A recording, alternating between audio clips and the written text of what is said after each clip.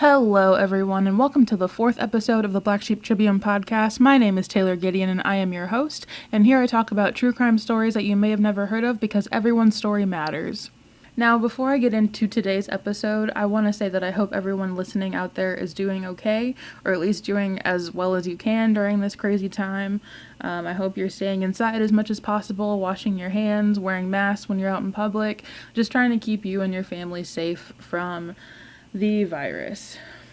I was actually supposed to record this episode last weekend and have it up by last Sunday, so I am a little late this month. I apologize for that.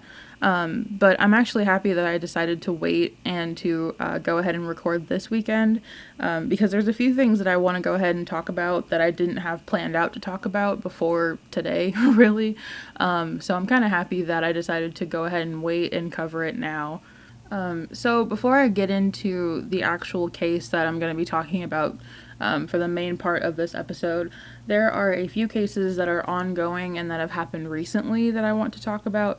These cases are what I would consider high profile. They've been covered widely by mainstream media, like big news sources and such, and they've been all over Facebook and that kind of thing. So they aren't cases that I'm actually going to cover in great detail here on the podcast or on the blog or anything because they have gotten so much attention already. But I still want to talk about them. I still think they're very important, and I don't want to act like they aren't happening right now. I think they're very important, and I think what's happening right now is very important to talk about. So I'm not just gonna glaze over these things. I'm gonna go ahead and at least mention them in this episode. Okay, so the first case that I want to talk about today is the Ahmaud Arbery case. I'm sure you've already seen it all over Facebook and all over mainstream media and that kind of thing, but I think it's still important to say his name and to talk about him. Just in case you don't know, there was a video that surfaced recently of Ahmaud Arbery, a black 25-year-old man, just running down the street, and he runs past a white pickup truck, and there's a man in the trunk of the truck and a man standing on like the left side, on the driver's side of the truck with the door open. What I saw in the video was that I saw Ahmaud try to run to the right and go past the car and go past the man who was standing on his left. And as he came around the vehicle, he collided with the man who was already outside of the car, and I heard a shot go off. I heard a shot fired. I then see Ahmaud throw punches at the man, and they're pretty close to each other, just really separated by the barrel of the man's shotgun. And then the man fires once again. And then for a minute, they kind of go out of the view of the camera. And when they come back in view, they're still fighting. They're still very close to each other, just separated by that gun. And then there is a third shot fired. And then finally, you see Ahmaud try to keep running away from him, and then he eventually falls to the ground, and that's where the video cut. It later came out that Ahmaud's killers were Travis McMichael and Gregory McMichael. They're a father-son duo. They ended up being charged with murder and aggravated assault.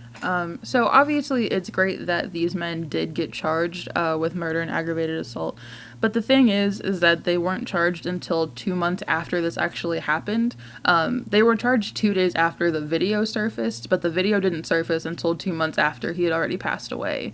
So a lot of people feel that the DA's office or the people needing to press charges didn't feel the need to really hop on pressing charges until everyone saw this video and we were all up in arms about what happened. So obviously I'm happy that they are being charged, but I think it's sad that it took this kind of uproar to get them to charge these men. What they did was clearly awful. I don't know why it took all of us saying that it was awful for them to be charged. It also later came out that there was a third person charged in this case.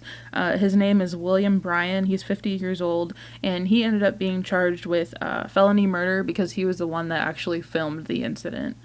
The second case that I want to go ahead and talk about is the Breonna Taylor case. So this, again, is another one that you've probably seen all over Facebook. You've probably seen articles and that kind of thing about it. But again, it is something that I feel like is important, and I don't feel like it's something I should just glaze over as if it didn't happen. I do want to talk about it, at least. So, in case you haven't heard about the case, Breonna Taylor was a EMT, an essential worker, working to fight against the pandemic that we're all trying to survive here. And she was killed by police when they forced their way into her home and shot her 8 times.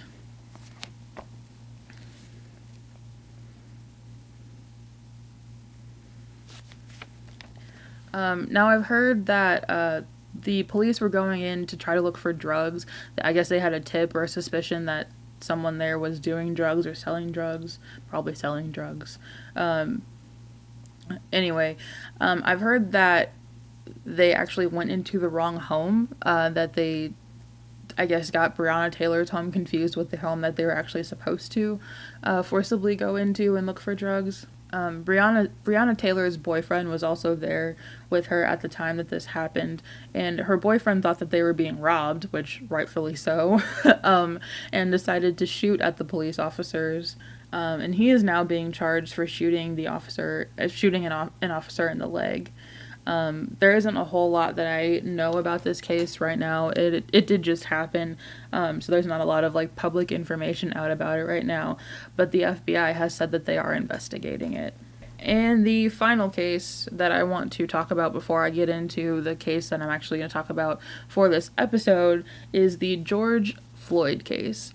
Now, if you don't know anything about the Ahmaud Arbery case or the Breonna Taylor case, I'm sure that you have heard about the George Floyd case. If you haven't, I will tell you about it anyway. So earlier this week, there was a video that surfaced that showed a police officer named Jarek Chauvin, I guess is how you would say it. And he was kneeling on George Floyd's neck, who is a black man. He kneeled on his neck while George laid there and said that he couldn't breathe and that his neck hurt, his stomach hurt, everything hurt. He called out for his mom. He even said, "Oh, they're gonna kill me." So this police officer knelt on his neck for about 8 minutes until he suffocated and died. When I watched the video of this, I just couldn't help but cry.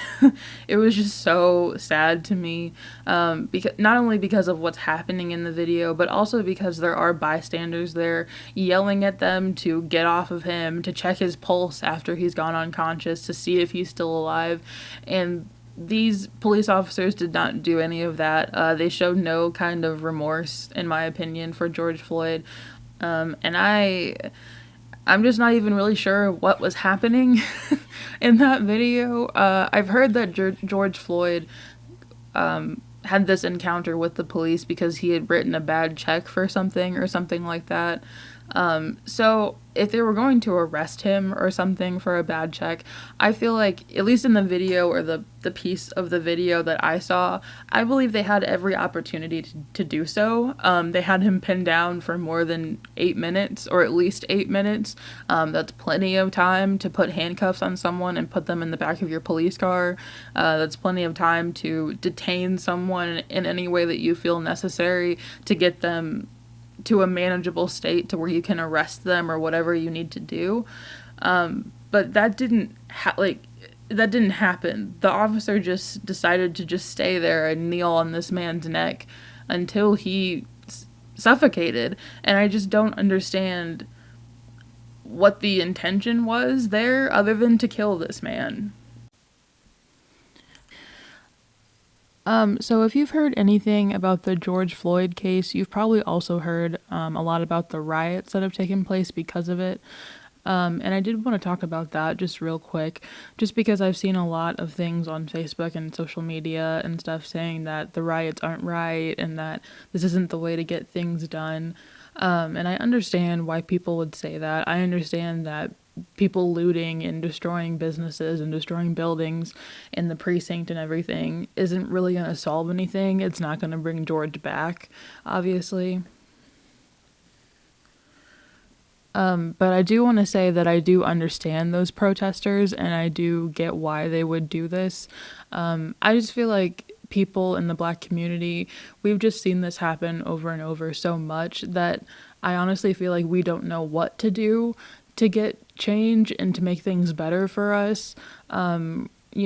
Obviously way back when Martin Luther King Jr. was alive, we marched for equality. We sat on, we just had sit-ins.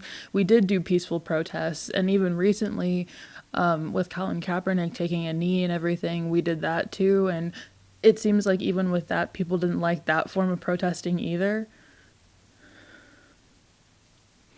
So now I just feel like we're at a point that we don't know what to do to get people to listen to us and to get people to see why we're so upset.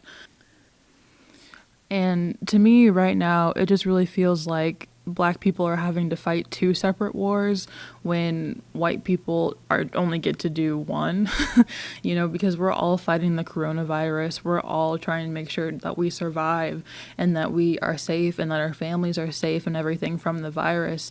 And it seems like to me that Black people not only have to fight that battle, but we also have to fight the battle of racism and bigotry and discrimination.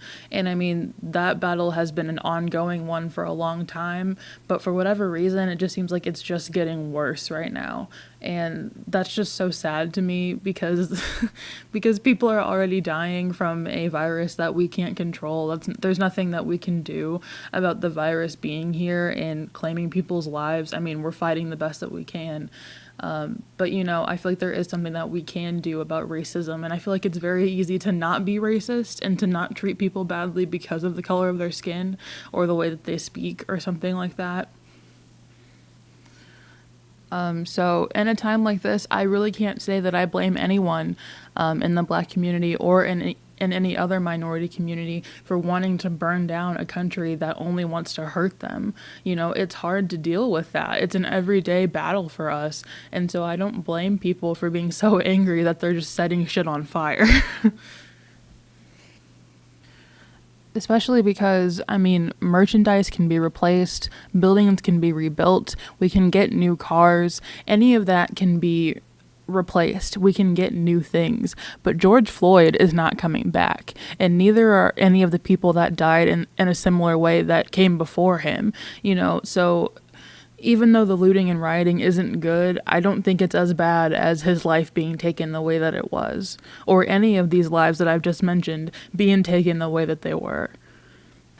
I just want to finish out this part of the episode by saying that Black Lives Matter, and don't you let anybody tell you different. Okay.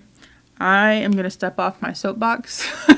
I am done preaching to you guys about current events for right now, at least. Let's go ahead and jump into the case that I actually came here to talk about on this episode. So this case takes place in Cleveland, Ohio. More specifically, Mount Pleasant is the neighborhood that it took place in. It actually has an interesting backstory or history. 5 of the buildings in Mount Pleasant were once used as stations for the Underground Railroad. But now, unfortunately, it is a place that I think reminds people of just a horrible tragedy that happened there, because it obviously happened more recently than that, and it was indeed a terrible tragedy. The man at the center of this tragedy, his name is Anthony Sowell. He was born on August 19th, 1959, and he is one of 7 kids. His mother's name was Claudia Garrison. She was a single mother, and he lived with his mother, his grandmother, and 7 of his nieces and nephews. So the first victim of his actually happens to be his niece. Her name is Leona Davis. She moved in with him around age 9 after her mom had passed away.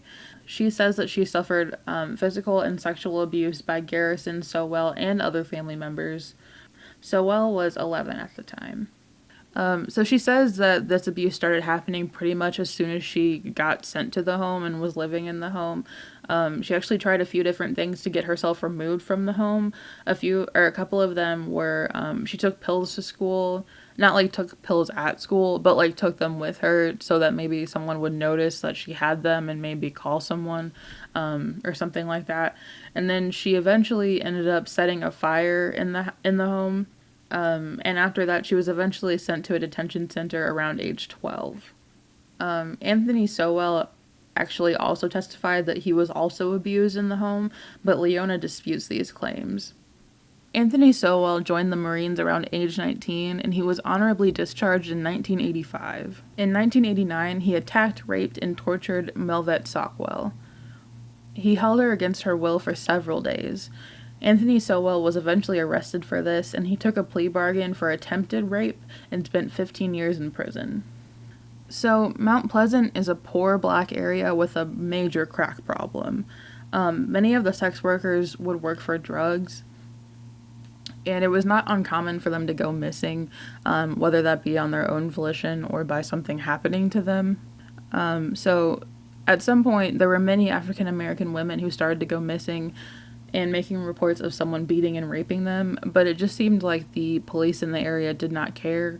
Nothing was really done about that. I don't think any of the reports were ever followed up on. The second surviving victim that I want to talk about, her name is LaTondra Billups. She said that she'd actually been to his house many times before this attack on September 22nd, 2009.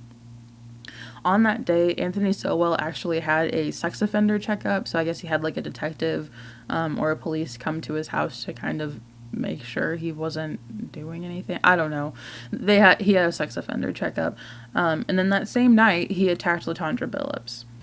She says she originally went there to drink and do drugs with him, and she also noticed that they hung out on the second floor instead of the third floor where they would usually spend time together. They eventually moved into another room with a blanket and an extension cord on the floor. Anthony Sowell went into another room to grab a chair, and when he returned, he told her to turn around, and when she did, he grabbed the back of her neck, and she pushed him because she was shocked. That scared her. He then hit her, ripped her shirt open, and turned her on her stomach, and put the cord around her neck. She said she later woke up with her throat burning and feeling wet.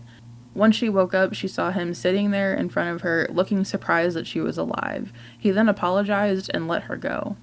She said as soon as she got to the corner of the street that his house was on, that she started running, just took off. She eventually got to a hospital and had a rape kit done. She also made a police report that took them 3 weeks to follow up with her on. The next victim that I want to talk about is Gladys Wade. She was attacked in 2009. Once she escaped so well, she ran to a local pizza parlor or pizza place and asked them to call the police. The workers wanted absolutely nothing to do with her and made her leave because she was bleeding on their floor. She then notified the police of her attack, and they told her that it would be a he said, she said situation. They ended up dropping the case due to insufficient evidence and considered her non-credible. The next victim is Sean Morris. She was attacked on October 20th, 2009. He told her that they were going to go to his house and smoke crack together. On the way up to his porch or his front steps, he put her in a chokehold and threatened to kill her if she screamed or tried to get away. I guess once they got inside, she screamed and he closed all the windows, and she realized that she was actually next to a window and thought her best option was to jump out of it. As she jumped out the window, Donald Laster, a local owner of a restaurant or a bar called The Drink, saw her fall. Sean Morris was then taken to the hospital by ambulance, and Anthony Sowell actually rode in the ambulance with her. She ended up being unconscious for about 3 days, and when she woke up, she asked the nurse to call her husband. And the nurse looked at her confused because apparently she thought that Anthony Sowell, her attacker, was her husband. While she was in the hospital, Anthony Sowell actually called her and told her that if she told anyone, that he would kill her, and she decided not to press charges. The next victim is Vanessa Gay. She was an addict, and she said at the time she was pretty much hopping in cars with men or anybody that had drugs. She says one day she was picked up by Anthony Sowell, and he took her to his house. And as she was walking up to the home, she said she had an eerie feeling, and she also smelled something foul. Once they got inside, she handed him a pipe, he took a hit, and then he turned around and hit her in the face. He then made her get naked and raped and beat her for several hours. Eventually, she asked to go to the bathroom, and she started to walk down the hallway towards the bathroom, and she looked into another room that she hadn't been in yet on her right, and she saw a decapitated body wrapped in a trash bag and duct tape. She then somehow manages to go to the bathroom without saying anything or screaming or freaking out, and just go to the bathroom like nothing happened, and then come back into the room that she was in with him. She told Anthony Sowell that she wouldn't tell anyone what he did to her if he would just let her go. He eventually let her go, and they walked out like shoulder to shoulder right next to each other because she was afraid that if he got behind her that she was basically dead. She left the house limping, bleeding, and in pain. She called the police, and they told her to go down to the station and actually make a report in person, and she never did so. Okay, so October 29th, 2009, this is the day that pretty much all hell breaks loose. So what happens is the police show up to Anthony Sowell's home to arrest him for the rape of Latondra Billups. He, for some reason, was not there, but they gained access into the home, and once they walked in, they found 2 dead bodies pretty much, like, right in front of them as soon as they walked in, is what I've read. Oh, that then obviously, like, launched an entire investigation into the home because there are 2 dead bodies pretty much in plain sight inside of it. During the investigation, they found more bodies in the basement, crawl space, and in the backyard. They also found a skull and a red bucket in the basement. So by the time the investigation of the home was over, there were 11 bodies found. It's been said that they were likely all strangled, but due to decomposition, it's really hard to tell what their way of death was. They were also too decomposed to really be identified.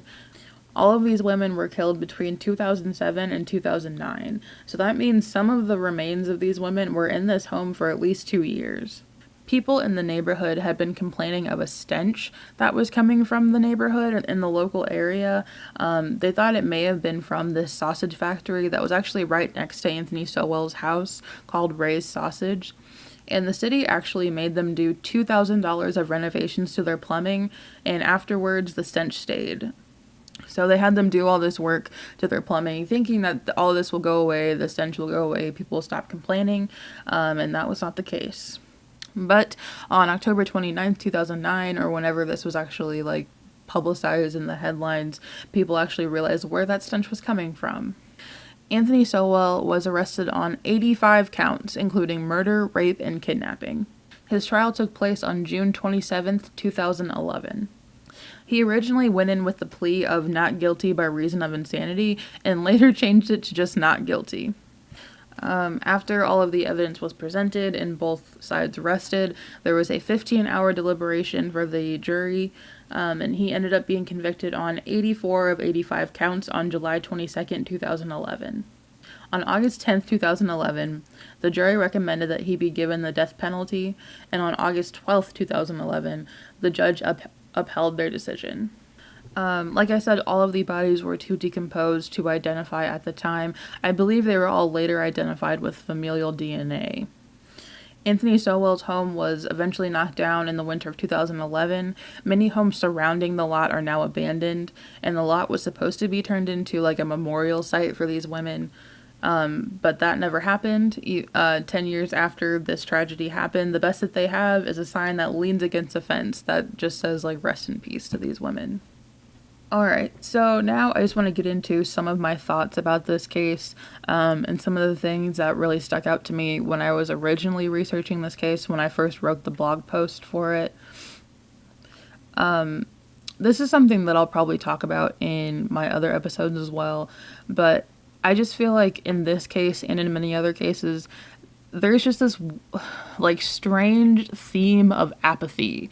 Like, not only with the police department and, like, society not caring about black sex workers and that kind of thing, but also, like, within the actual community, which is strange to me. And maybe it's just because of, like, how I am. Like, I guess I would just want to speak out for these women, and I don't think any human life is really more important than another one. But I feel like this theme of apathy is almost like a trickle-down effect. Like, I feel like, since society doesn't care about sex workers or African-American women very much, or addicts, and these women were all three.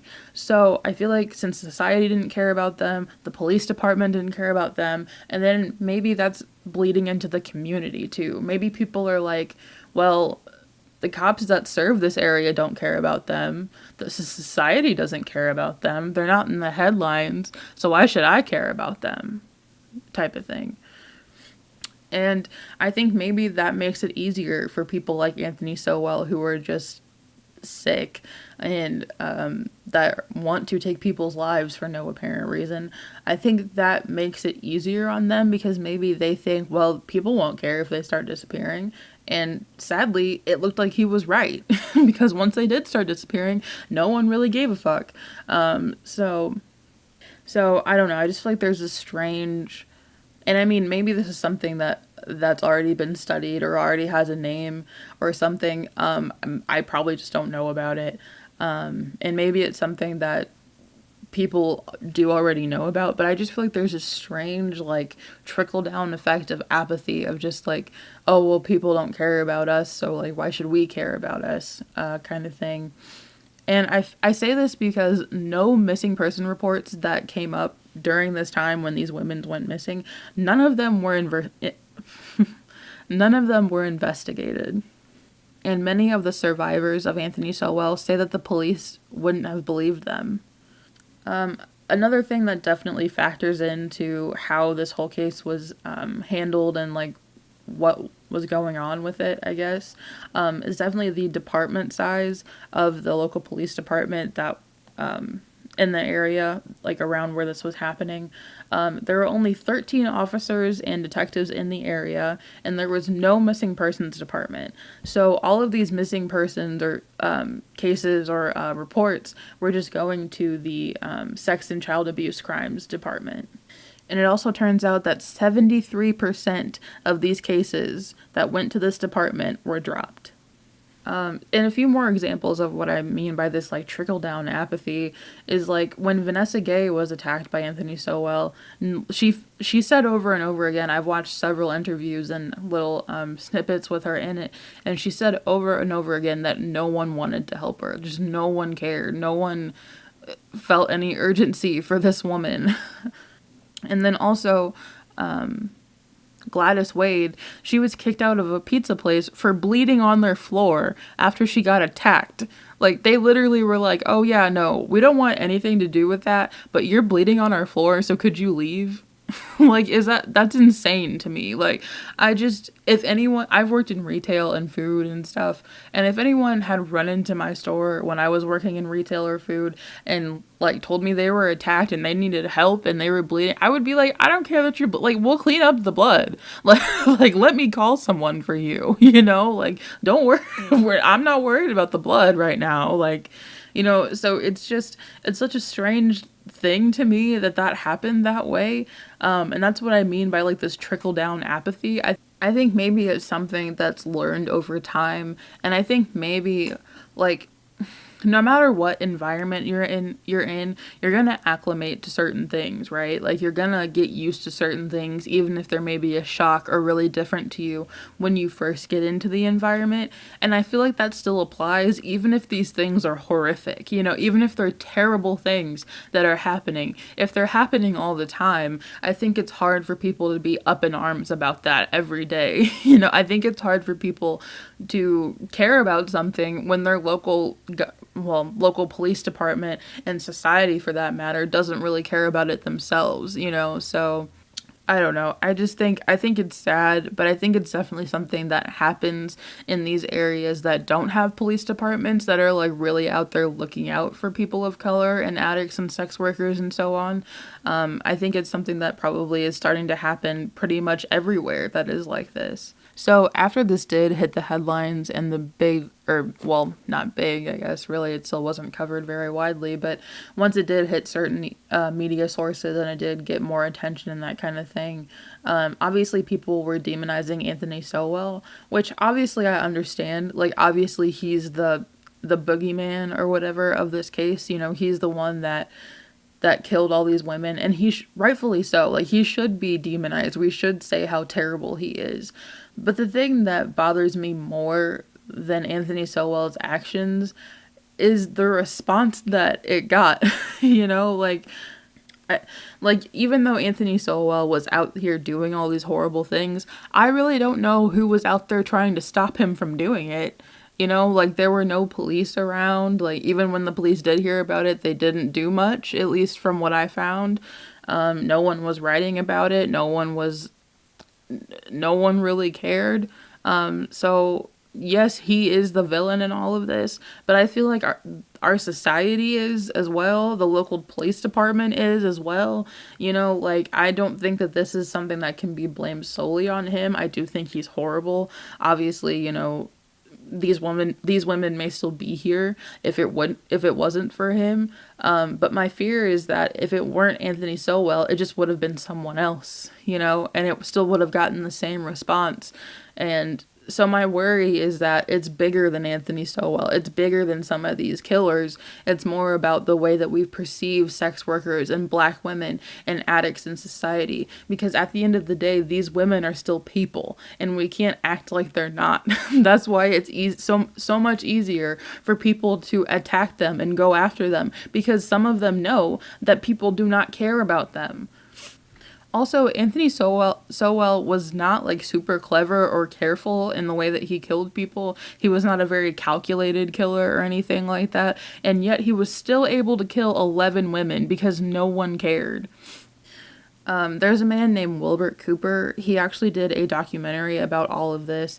I believe he's from Cleveland and from the local area, and that's what intrigued him about covering this case and wanting to kind of get to the bottom of what really happened here. And that documentary is called The Cleveland Strangler, A Story of a Brutal Serial Killer and His Forgotten Victims. So while I was watching the documentary, there was a lot of obviously important things about the victims and Anthony Sowell and the community in the area and what was going on as far as the police department and that kind of thing. But there was one thing that Wilbert Cooper said that really stuck out to me, and that was, when cops only see us as criminals, we are also denied the right to be victims. And that, when he said that, I was like, oh man, like, that's just so true. You know, like, when you only look at sex workers and addicts or even black women, or when they're all three, or whatever the case may be, when you look at these people as only criminals, as only people who are not reliable, as only people who don't matter, as only people who aren't really a part of our society, then they lose the right to be a victim, you know, like, I feel like a lot of people will say, oh, well, they're sex workers, they're addicts, they're this, they're living high-risk lifestyles, you know, that's what they'll say. They're living high-risk lifestyles. It's like, well, yeah, but that doesn't mean they should just be killed, you know, like, I understand that they are taking certain risks that other people don't take and that kind of thing, but I mean, I don't know, I just don't think it lessens their humanity. They're still a person. I don't think that should matter at all, you know, and I just think that addiction is a disease. I don't think it's, you know, I think it's a choice to pick up the drug, sure, you know, unless someone like literally gave it to you or whatever when you're, you know, like, unless someone forced it on you type of thing. It is a choice to try the drug or to whatever, but I think keeping up with that drug and needing that drug in your system is not a choice. If your body is calling out for that thing and asking you for that thing, I don't think you can really help that. Now, I know people have different opinions about that, but at some point, it's just not a choice anymore. It's something that your body feels like you need. You need to have it to survive, and I don't view that as a choice. But yeah, I just feel like since these women were black and also sex workers and also addicts, it just creates this new kind of stigma against them. Like, not only are they feeling the stigma of black women, they're also feeling the stigma of sex workers. They're also feeling the stigma of addicts, you know? So it's like, that's 3 layers of, I guess, discrimination, as you would call it. So I feel like instead of ignoring these women, we should talk about them and try to help them.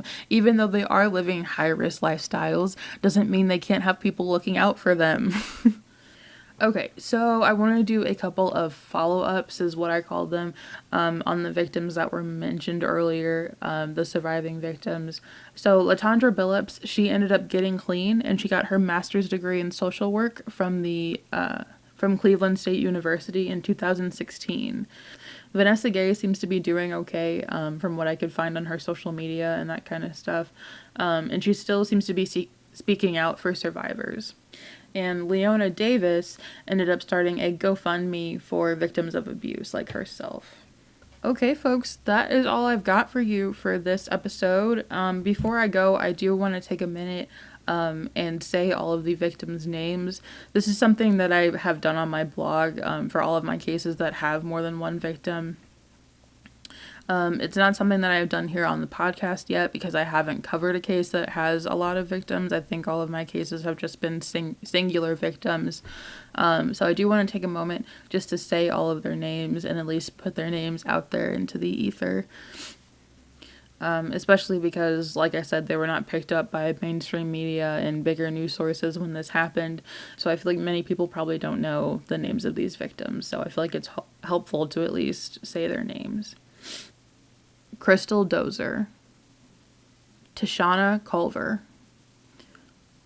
LaShonda Long, Michelle Mason, Tanya Carmichael, Nancy Cobbs, Imelda Hunter, Talisha Fortson, Janice Webb, Kim Yvette Smith, Diane Turner. And the survivors: Melvette Sockwell, Latondra Billups, Vanessa Gay, Gladys Wade, Sean Morris. Alright, I thank every one of you for stopping by for this episode. Thank you so much for sticking with me through it. If you are looking for me anywhere on social media, on Facebook, Twitter, Tumblr, Instagram, is that all of them? I think that's all of them. If you're looking for me pretty much anywhere, it is just the Black Sheep Tribune. Also, if you have a case that you think hasn't gotten the proper attention that it deserves, or that you just want me to cover, feel free to email me at theblacksheeptribune@gmail.com. I am always taking submissions or suggestions for cases to cover. Obviously, I can find ones on my own, but I love having input from other people telling me like, hey, this case would be great to have on your blog or podcast or whatever, or both. So yeah, please come back and visit soon to hear about the next Black Sheep Tribune case.